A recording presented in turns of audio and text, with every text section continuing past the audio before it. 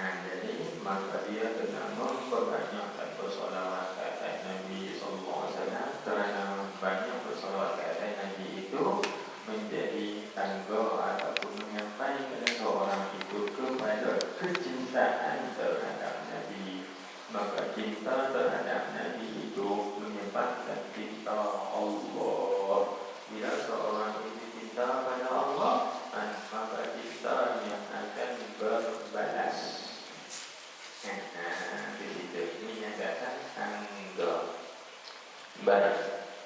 Maka tuan-tuan puan-puan hadirin sekalian, apa makna memperbanyakkan itu? Apa makna al-iksar? Banyak atau banyak mana? Banyak bisa mengaji dengan ilmu nahu kan? Dan ilmu nahu kata banyak ni hak ramai lebih pada dua tiga orang. Jadi aku dulu tak salawat banyak kali. Allahumma salli ala sayyidina Muhammad, Allahumma salli ala sayyidina Muhammad, Allahumma salli ala sayyidina Muhammad. Masih banyak tak ada. Tidak tuan. Banyak itu kalau mengikut di dalam kitab Ulul Qulub. Bagi Syekh Abu Talib Al-Makki, sekurang-kurang, mana paling kurang, tak boleh kurang dah pada ni. Atau kami aqallul iksar. Dia guna bahasa aqallul iksar. Paling kurang, nak kata banyak itu sekurang-kurang banyak. Maknanya tak boleh kurang. 3 kali. 3 kali. Kami sehari semalam.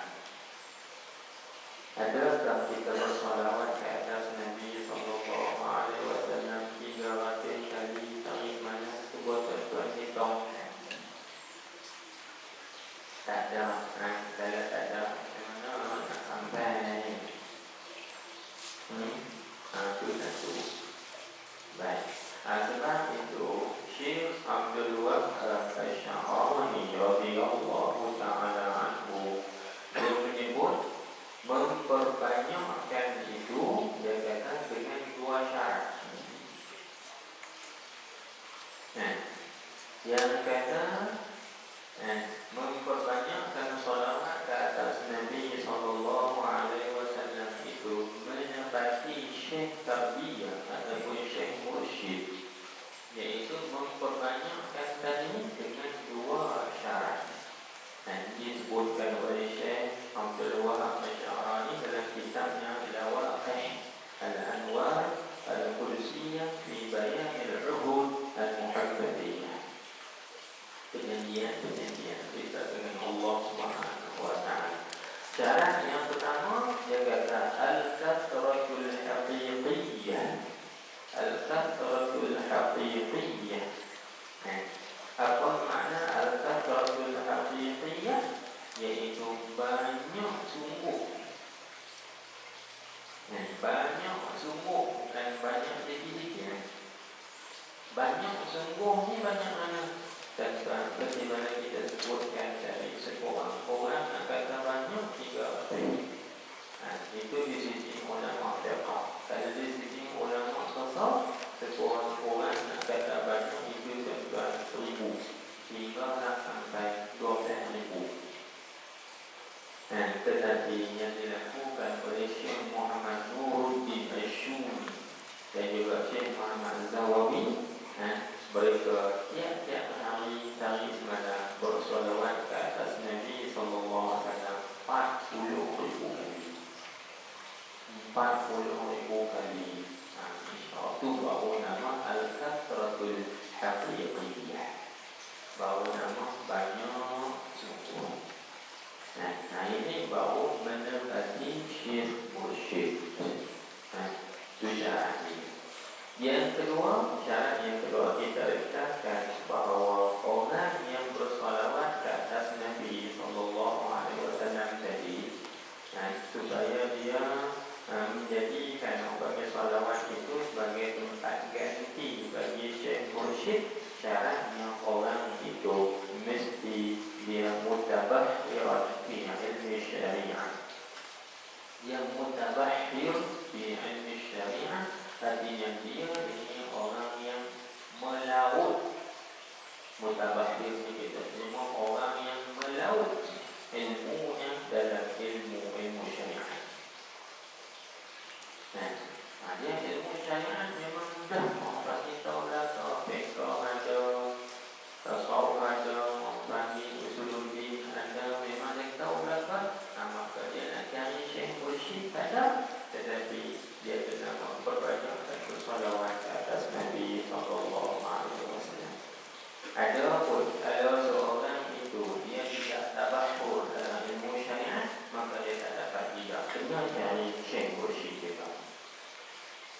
Kena cari Syekh Mursyid juga, seorang yang boleh mendidik ataupun memimpin, memandu dia untuk cari faedah Allah Subhanahu wa ta'ala. Itu yang disebut tadi. Yang pertama, al-kathratul hafiziyah itu. Itu yang kedua, wa an yakuna mutabahhiran fi ilmi syariah. Seorang yang bersolawat itu dia seorang yang melaut ilmunya di dalam ilmu syariah. Tapi bila ada dua syarat ini, insya-Allah salawat ke atas Nabi sallallahu alaihi wasallam itu menjadi tangga yang menyampaikan seseorang itu kepada Allah Subhanahu wa ta'ala. Ini kerana berkat, kerana Nabi kita Muhammad sallallahu alaihi wasallam itu adalah al-wasithah al-uzma. Nabi kita Muhammad itu disebut sebagai al-wasithah al-uzma, perantaraan yang besar, yang agung antara kita hamba-hamba Allah dengan Allah. Ataupun juga sebagai al-wasilah al-uzma, wasilah yang besar. Maka mencari dan juga menuntut wasilah ini tuan-tuan diutamakan. Diutamakan. Sebab tu ulama kata al-wasilatu ataupun talabul wasilah muqaddamun ala mutawassal ilaih. Mencari wasilah ini didahulukan dan juga diutamakan. Sebab apa kita kata dahulu? Kerana Allah Subhanahu wa ta'ala perintah. Tengok dalam Al-Quran, Allah Subhanahu wa ta'ala berfirman, Ya ayyuhallazina amanu taqullaha wabtaghu ilaihil wasilah. Wahai orang-orang yang beriman, bertakwalah kamu kepada Allah dan carilah, yaitu tuntutlah kepada Allah Ta'ala itu akan wasilah. Jadi tidak ada wasilah yang hak, tidak ada perantaraan yang agung melainkan Nabi kita Muhammad sallallahu alaihi wa alihi wasallam. Itu satu. Baik. Begitu juga dalam hadis yang diriwayatkan oleh Al-Allamah Imam Al-Arusi di dalam kitabnya Nataijul Afkar Al-Qudsiyah. Bagi hasyiah, bagi syarah Ar-Risalah Al-Qushairiyah, bagi Syekhul Islam Zakaria Al-Ansari, menyebut satu hadis, ittakhidhu indallahi al-wasilah.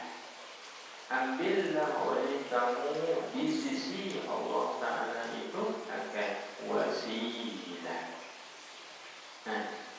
Ambillah wasilah, carilah wasilah yang menyampaikan kepada Allah Subhanahu wa ta'ala. Jadi wasilah itu kita bagi Allah. Dan juga Nabi kita Muhammad sallallahu alaihi wasallam ini disebutkan sebagai babullah, pintu Allah. Pintu Allah maksudnya nak sampai kepada Allah kena mengikut pintu Nabi.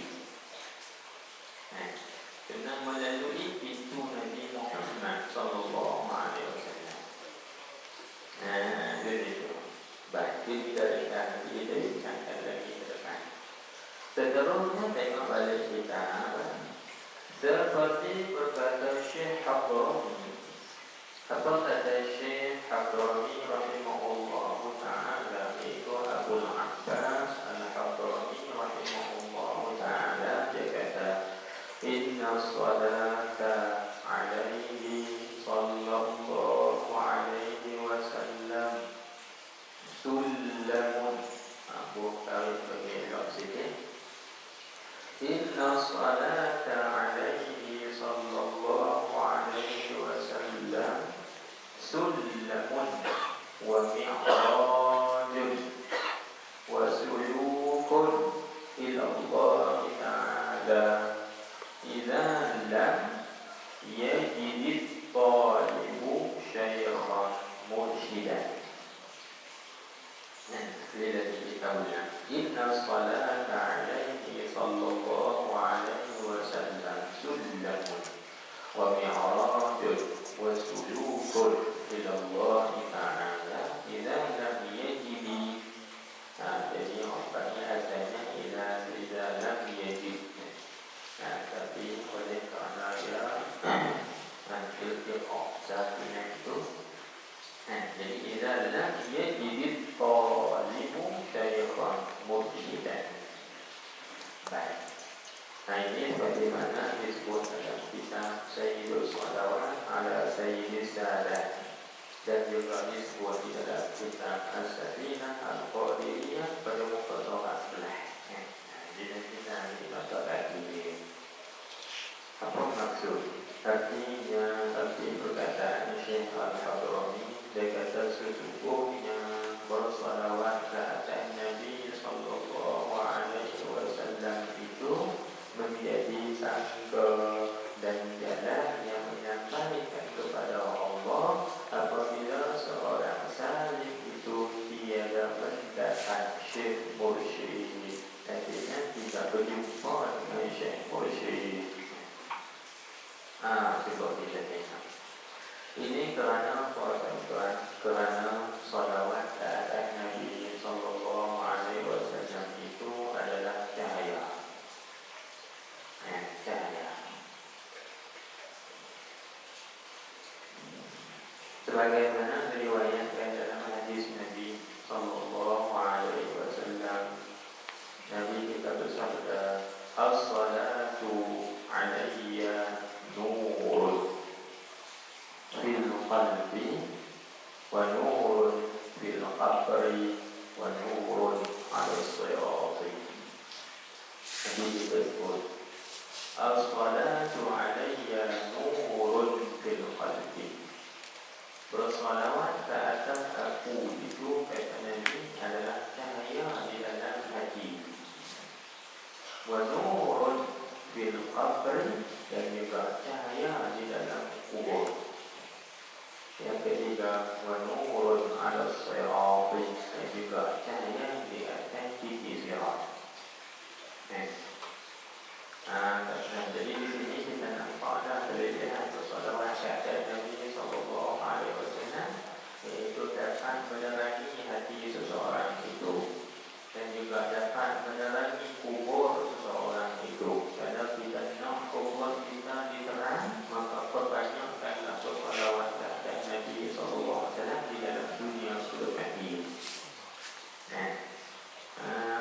Begitu juga kalau kita nak cahaya di atas titik sirat, jika kita nak melalui titik sirat itu, maka perbanyakkanlah bersalawat ke atas Nabi sallallahu alaihi wasallam. Baik, kita tak ambil yang tu. Syahid kita, tempat kita nak ambil dari atas apa yang kita bincangkan di sini, mana? Hak pertama, iaitu as-salatu alayya nurun fil qalbi. Bersalawat ke atas aku, kata Nabi sallallahu alaihi wasallam, adalah cahaya di dalam hati.